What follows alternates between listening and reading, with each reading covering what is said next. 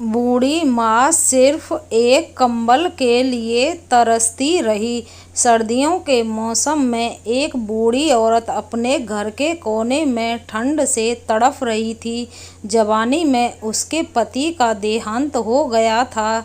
घर में एक छोटा बेटा था। उस बेटे के उज्जवल भविष्य के लिए उस माँ ने घर घर जाकर काम किया। काम करते करते वो थक जाती थी, लेकिन फिर भी आराम नहीं करती थी। वो सोचती थी कि जिस दिन बेटा लायक हो जाएगा उस दिन आराम करूंगी। देखते देखते समय बीत गया। माँ बूढ़ी हो गई और बेटे को अच्छी नौकरी मिल गई। कुछ समय बाद बेटे की शादी कर दी। अब घर में एक सुंदर पोता भी हो गया। अब बूढ़ी माँ खुश थी कि बेटा लायक हो गया, लेकिन ये क्या, बेटे व बहू के पास माँ से बात करने तक का वक्त ही नहीं होता था। बस ये फर्क पड़ा था माँ के जीवन में। पहले वह बाहर के लोगों के बर्तन व कपड़े धोती थी, अब अपने घर में बहू बेटे के।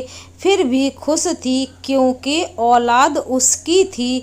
सर्दियों के मौसम में एक टूटी चारपाई पर बिल्कुल बाहर वाले कमरे में एक फटे से कंबल में सिमटकर माँ लेटी थी और सोच रही थी कि आज बेटे को कहूँगी, मुझे बहुत ठंड लगती है, एक नया कंबल ला दे। शाम को बेटा घर आया तो माँ ने बोला, बेटा मैं बहुत बूढ़ी हो गई हूँ, शरीर में जान नहीं है, ठंड सहन नहीं होती, मुझे नया कंबल ला दे। तभी बेटा गुस्से में बोला, इस महीने घर के राशन में और बच्चों के एडमिशन में बहुत खर्चा हो गया। कुछ पैसे हैं, पर तुम्हारी बहू के लिए शॉल लाना है, वो बाहर जाती है, तुम तो घर में रहती हो, सहन कर सकती हो, ये सर्दी निकाल लो, अगले साल ला दूंगा।